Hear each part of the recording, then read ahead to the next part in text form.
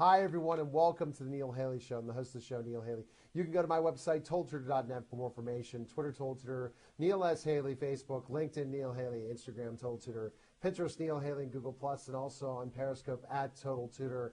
And let the 4-hour season finish with a very, very interesting guest. I'm wiped out with amazing sports athletes, New York Times bestselling authors, geniuses, Ohio State authors, and now we go to the last one. And I tell you, when I think about my memories of one of my favorite NBA players of all time, he wore a Raptors uniform. So I'm excited to welcome to the program author Dave Mendonca, author of 100 Things Raptor Fans Should Know and Do Before They Die, holding up the book right now. Dave, thanks for calling. How are you? I'm doing great, Neil. Thank you so much for having me. Absolutely. Now, Dave, tell us a little bit about your background. Have you covered the Raptors in your career? What made you the perfect person to write this book? Yes, sir. I actually have quite an extensive media background. I used to do on-air reporting for the Score television network up in Canada. It's now called Sportsnet 360. So basically, I would go to the Raptors games, interview guys pre and post. I would check out the games in a very nice, cushy media courtside level seat. So I did that from 2001 to about 2006. Prior to that, I was also, local public access cable. I was doing Raptors games as well, like reporting and talking to guys when I was like a teenager. So my background extends quite a ways back in regards to my connection with the Raptors. Interesting. Very, very. And so when you talk about basketball coming to Toronto, did you think that was going to fly when you first heard that was happening? That the Raptors were going to be a franchise in Toronto? Well, right. Well, there's this image that when you think about Canadian sports fans, you think they're all hockey pucks, right? Yes. But exactly. So there are people like myself.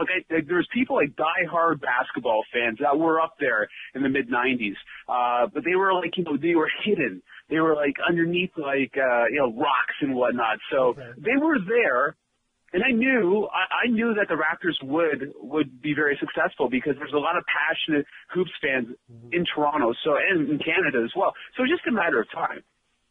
It seems like a matter of time, and that's so important in that everything happened for a reason in so many ways. And you think about, specifically enough, Toronto's close to the States, so it's not so far away. It's not like it's Montreal. I don't know if Montreal would fly as much for basketball, but you think Toronto, and when you can go right over to the States, you're not far from a lot of different hotbed basketball towns and cities and different things like that. So there are a lot of people who supplant themselves in Toronto, right, for business and stuff. So it's Toronto's the New York of Canada, so people from all over the world come to Toronto. So you got to have NBA because that's global. So that's probably one of the reasons also for having that franchise is the amount of people all over the world to visit Toronto. Well, it was interesting. In my book, I detail Isaiah Thomas. He was the former GM of the Raptors. When the Raptors were first a franchise in Toronto, he said he was a 24/7 salesperson because he had to educate many of the hockey folk, right, about basketball and whatnot. So it wasn't a slow process to start, but because we did have those pockets of fans that were diehards, but it did take a little while. And, now you got one of the most, passionate fan bases in basketball. Really? See, that'd be interesting. When I visited and saw Vince Carter, I was in Toronto and bought tickets. Oh, my gosh. And that's what I want to talk about. I'm sure that Vince is ranked pretty high in the 100 things, right, for you? Well, he's number one. He is number one. He is, because he is still talked about to this day. His impact is still felt. He, in my opinion, the only superstar ever to suit up in a Raptors uniform.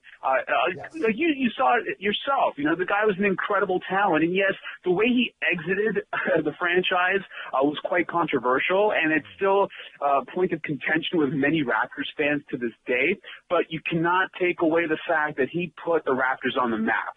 Slam dunk contest title in 2000, multiple All-Star game selections. We all saw it. The guy was half man, half amazing. So, yeah, he's number one. You got to know who Vince is. And Vince was the Michael Jordan of Canada, for sure. Bingo. Because Bingo. I mean, when he was in his prime, he was unstoppable. Really was. And if he had the right players around him, I think he would be considered an even better NBA player than he was. Because the guy won the slam dunk title, but then he had all the characteristics of a great NBA player, right? Could shoot the ball, could get above the rim, could play defense, could motivate the team, all that stuff, and a winner, right? Well, in the year 2000, 2001, he was a top 5 NBA talent. Yeah. And it's funny, in the book, I spoke with Jerome Williams, a former forward with the Raptors, very enthusiastic fan favorite. And he said Vince could have been Kobe. Could have been, yeah. But he never had the killer instinct. Oh, really? Yeah. Do you think it's the players around him? Because, again, we look at all these famous top players. They always had some awesome players around him. Vince didn't really have that. Well, he did have Tracy McGrady for a little bit.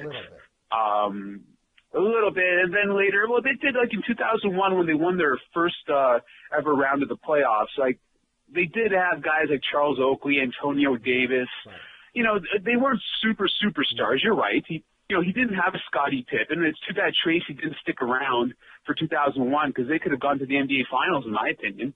But you're right. Like, he could have benefited, but if he had more talent around him, sure. Oh, definitely. If he had the right talent around him, bingo, bango. You never know. And then injuries hurt Vince as well. I mean, Steins in Toronto, injuries hurt him. Well, in the book, I do have a chapter called Vince Carter and the Breakup. And the Vince Carter, that was one of his nicknames, unfortunately, because it just seemed like every game there was something. Like, he had this face on him, like he was sucking on a lemon, because it just looked, he looked so sour after he, like, twisted an ankle or something. And the whole fan base just went like, are you serious? Like, Vince, get up. Yeah. So he was very frustrating, during the injuries, because we knew his potential. We knew the guy was a superstar. We just wanted him on the court, just performing at a high level. I'm sure in your 100 Things book, think about how once they became NBA fans, all the superstars come to Toronto because it's a NBA franchise. So probably after Vince, to keep the doors open so the franchise hasn't gone under, having such great NBA players playing in Toronto on the visiting team is a big part of it, right, for the fans that say, I'm going to pick up a ticket for this game, or I can see this player, or see this player. Would you agree? Well, yeah. Well, I think that's with any franchise. Like, that's not definitely not Kobe. Superstar. Meaning, like, unless we're talking about, ones like San Antonio. I don't think that San Antonio has people lining up. That's their franchise. There are only few and far between the NBA, but I think that can help as well to make it a big ticket in Toronto. As who do you know is going to be in town this week to play? Well, for sure. If LeBron's coming to town and the Raptors are facing the Cavs, you better believe we're there for sure. Like, I definitely believe that helps with ticket sales. It'd be nice if we had like a Vince Carter-like guy on the Raptors now, and that would just elevate things even further. Imagine a superstar talent against LeBron James. Yes. That'd be wild. But definitely, like, high-caliber talent coming into town is always a draw. Okay, and so let's talk about, because, again, I remember the Raptors winning then. They've been in the playoffs a few times in their storied history. We'll get to that. But let's come up with the name first. The Raptors. Raptors. I mean, that, in a way, could get people to buy the merchandise not just in Toronto, because it's a great logo, a great team name, right? So I'm sure that's your book, the name. How did they come up with the name? Well, it's funny. Before the franchise stepped on the court officially, they held a contest up here. And there were numerous names that were bandied about. But around that time, 93, 94, there was a hit movie. I'm sure your audience and yourself are well aware of it. Steven Spielberg film, Jurassic Park. Yes. So people, like, one of the options was Raptors, right? Someone suggested, like, in this contest.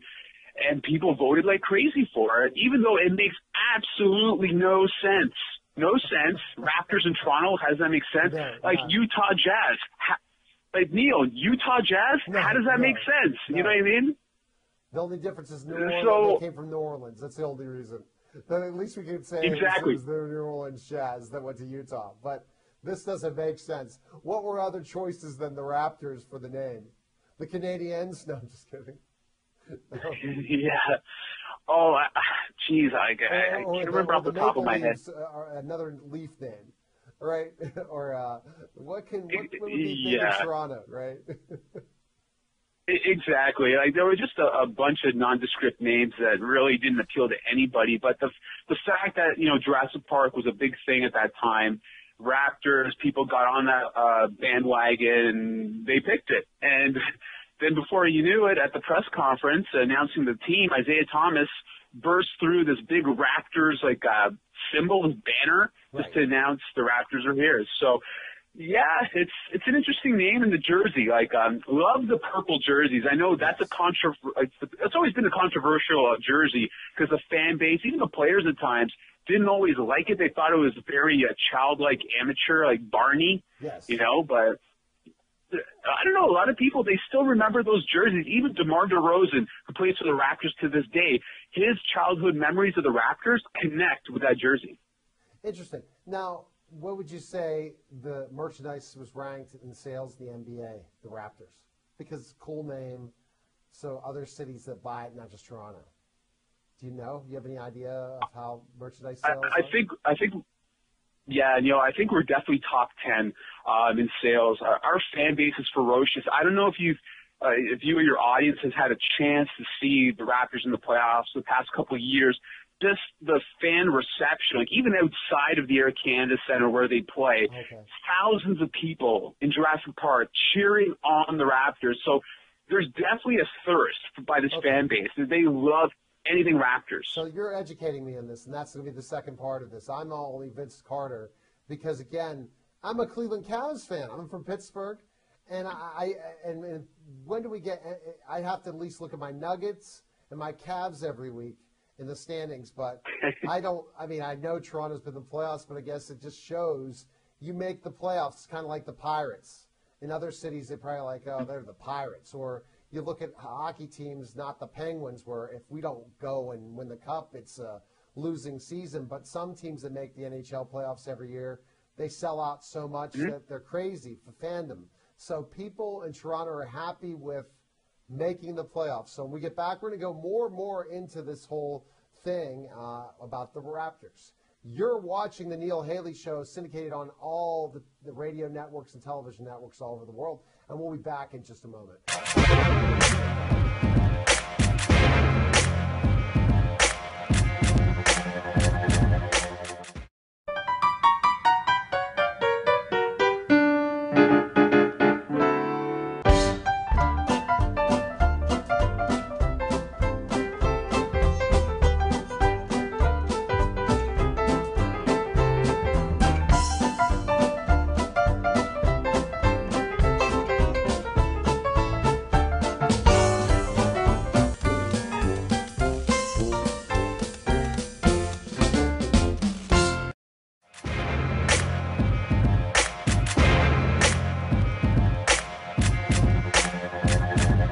We're back to the Neil Haley Show on the Total Education Network. Again, totaltutor.net for more information. Twitter, Total Tutor, Neil S. Haley, Facebook, LinkedIn, Neil Haley, Instagram, Total Tutor, Pinterest, Neil Haley, and Google+, and also on Periscope at Total Tutor.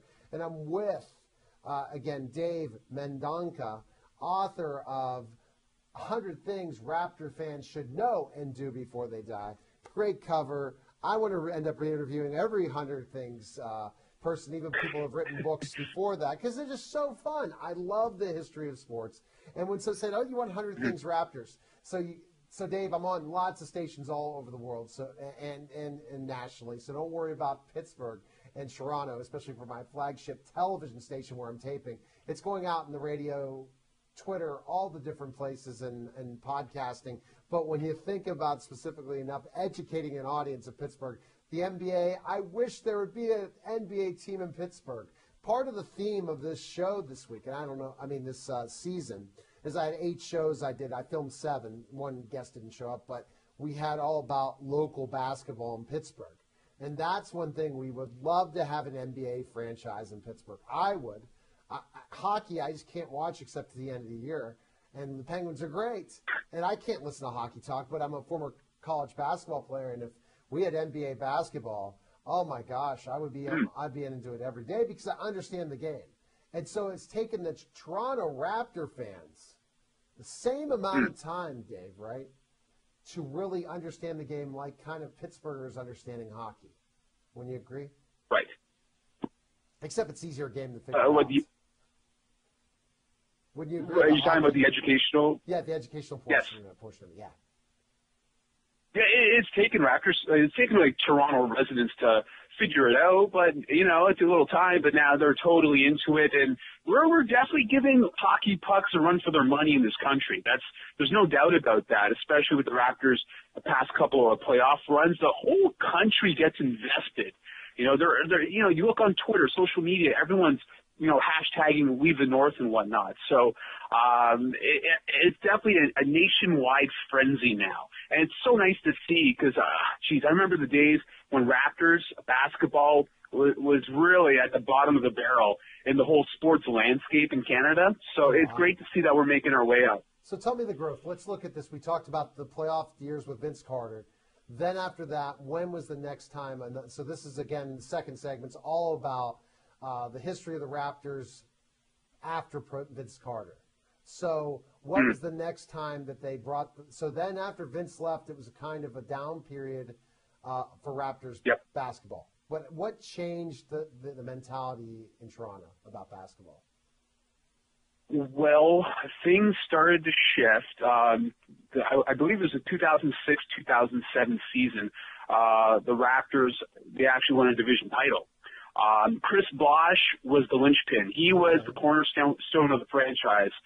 So I don't know if your audience is familiar with Chris Bosh. He's like this 6'11" power forward / center who was the anchor for this squad. He was their all-star. He was their go-to guy. And also you had Brian Colangelo, the GM. He infused all this European talent into the squad. So we're talking like Jose Calderon, point guard from Spain, Andrea Bargnani, a first overall pick, I believe, in 2006. Right. So it was a total roster overhaul that really jump-started this franchise again. And it got them to the playoffs 2 straight seasons, I believe, from 2006 to 2008.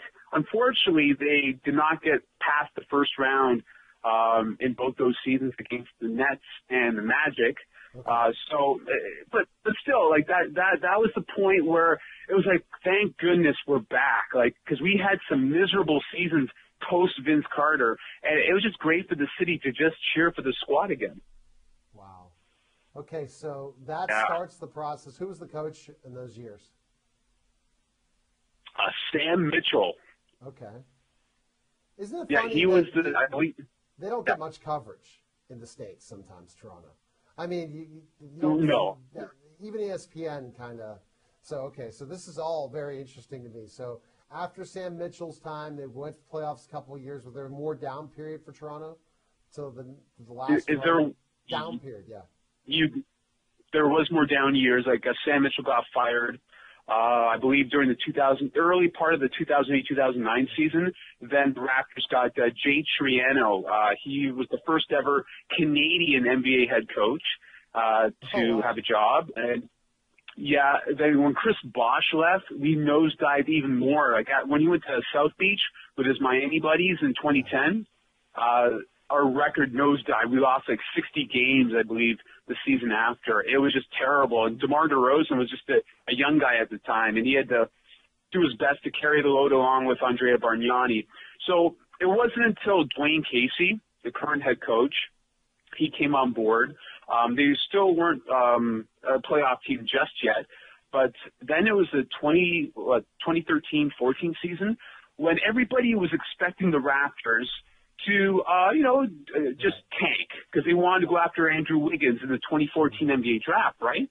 And we got this new general manager, Masai Ujiri. He pulls off these deals. He trades this guy, Rudy Gay, right, from the Raptors to the Sacramento Kings. That was a deal that was a game changer because we got all these players back, like Graves Vasquez, John Salmons, and just really instilled a bench. We had like a automatic bench all of a sudden, and then the team took off. All of a sudden, we make the playoffs.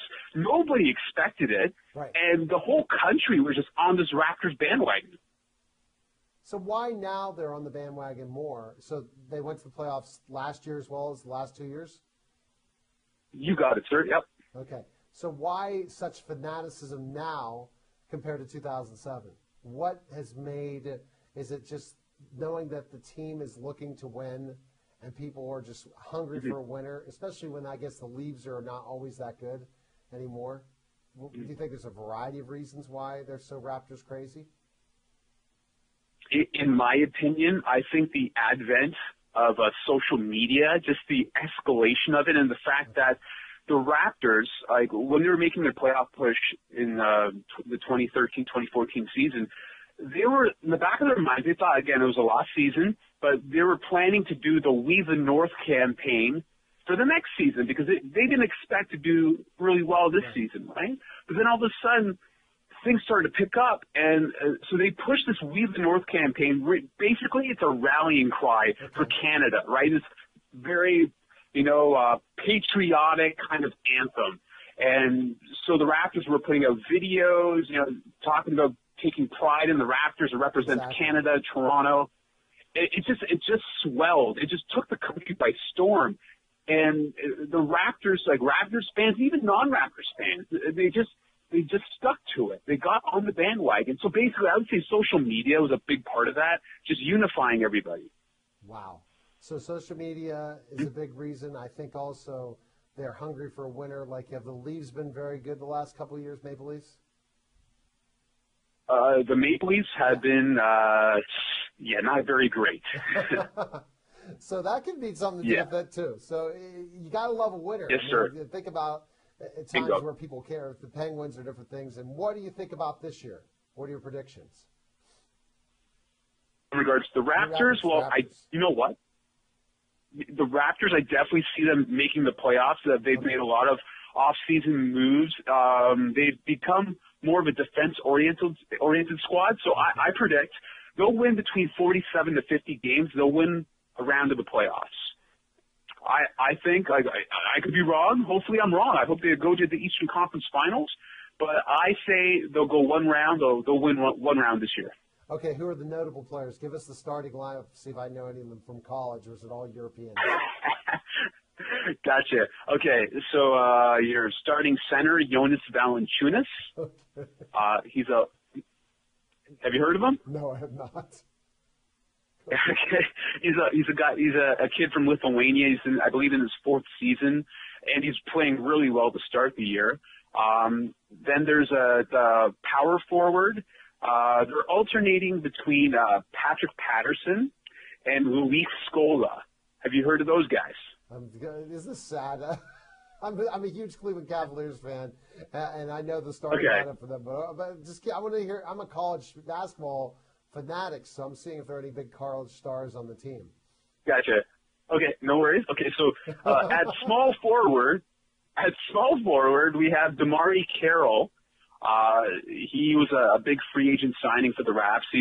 He's become a real defensive stopper and a guy who can score some hoops here and there. Mm-hmm. So he's probably their marquee free agent pickup. So that's at small forward. Shooting guard, we got DeMar DeRozan. He's been with the team for a while. Mm-hmm. Then you have the Bulldog, Kyle Lowry, who is our point guard. Okay, and Kyle Lowry, where did he play college ball? Villanova. There you go. That's where I know. He killed Pitt. So that's where I see. I'm a college basketball fanatic. NBA, it's all about the Cavs. So you're educating me completely. Yep. I know the problem. I'm going to tell you. There's no star power with the Raptors. You need a big star. Two big ones. And literally you guys could be competing for an NBA championship. Agree? You're preaching to the choir, sir. I totally am on your bandwagon there for sure. I mean, just find some. I mean, it seems like they're not going after the college stars, but I guess it doesn't matter with being Toronto. If you did that in another city in the NBA, it probably hurt. But for a city like this, I don't think it does because they want a winner. So they're more about team Yes, in Toronto than somewhere else. This is my interpretation. I know lots of NBA players in the league. I interview them too, but I have not heard of anybody on Toronto. Would you say it's the most no-name team in the NBA that wins? No, Dave. I think there might be others, but I do agree. It'd be nice to have a marquee player, but the philosophy of this team now, they want to get into the mode of like, the San Antonio Spurs kind of thing. I understand. There is no superstar, so they're trying to get into that kind of mode. But listen, Neil, it's a hard thing trying to get like a superstar. Like I know right now, the Raptors fans are like, okay, let's just wait for Wiggins to be a free agent in a few years after his rookie contract, so he can leave the Timberwolves and come back home because Andrew Wiggins is from the Toronto area. So, but aside from that, how do you get a superstar in the NBA unless you get Toronto. Sorry, yeah. You have to play in Toronto. That's tough. That's really hard. Yeah. But there are some rumors. I'm going to throw some rumors out there, Neil. So there are rumors that the 2016 free agency crop, Kevin Durant, Raptors fans, they've been seeing Kevin Durant in Toronto the couple of years, I've right? been a fan of the Raptors then. Oh, exactly. But they've seen him at like Blue Jays games. They've seen him at Drake concerts. Even Drake, he even made a mention of Kevin Durant at one of his concerts, and Drake got dinged by the NBA for trying to tamper. So I'm just putting it out there. Maybe Durant, I doubt it very much, but you never know. Never know. All right, best place to find information on you, Dave. Purchase your book and learn more about you. Where can we go? Okay. In regards to the book, you could visit 100thingsraptors.com. Okay. It'll give you full information on that. Also, to buy the book, go on Amazon, Barnes & Noble, check those out. My own personal website is just davemendonca.com, and I'm also on Twitter at Dave Mendonca. All right, so I'll have to pay attention to the Raptors, just like I have to go watch a TV show Scorpion I never watched in my life and talk to a genius. Now I have to watch it. I'll have to start paying attention to the Raptors because I didn't know they're a winner. Yes, sir. Maybe we'll see if we can bring it all the way home because I am a Raptors fan when Vince Carter was there. So take care, Dave, and thanks for calling. Thank you, sir. All right, take care. All right, that was the Neil Haley Show. Take care, guys. I just did 7 interviews in 4 hours, and I'm ready for a break. Next season, can't wait to the winter. Take care, everyone.